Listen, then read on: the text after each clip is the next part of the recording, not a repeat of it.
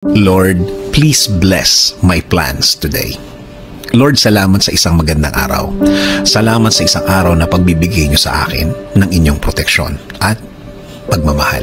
Salamat sa laging pagsama niyo sa akin. Salamat sa laging nakahanda kayo para tulungan ako.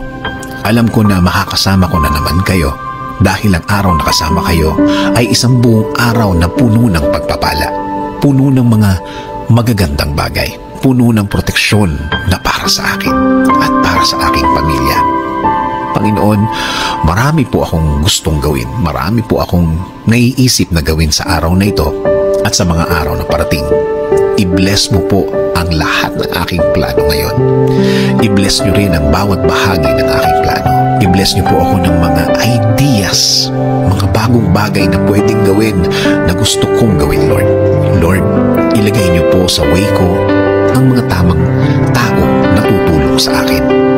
Ilagay niyo po sa aking buhay ang mga tamang tao na magiging guide ko, na pwedeng i-share sa akin ang mga learnings na nasa kanila, mga bagay na nasa kanila, mga bagay na natutunan nila sa kanilang mga buhay.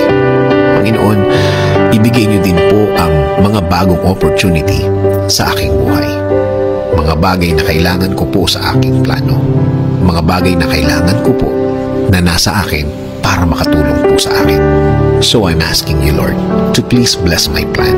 Bless niyo po ang aking mga dadaanan na experience, mga pangyayari na sana po hindi po mabigat sa akin at hindi po mabigat para sa aking plano. Lord, panatilihin niyo po akong malakas.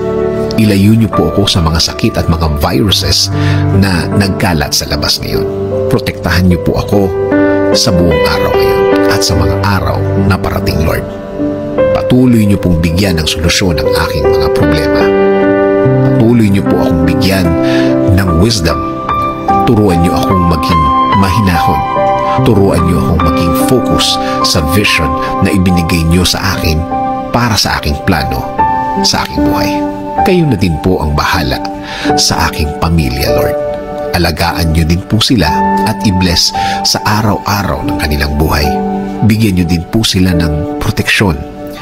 Bless them with your guidance and direction.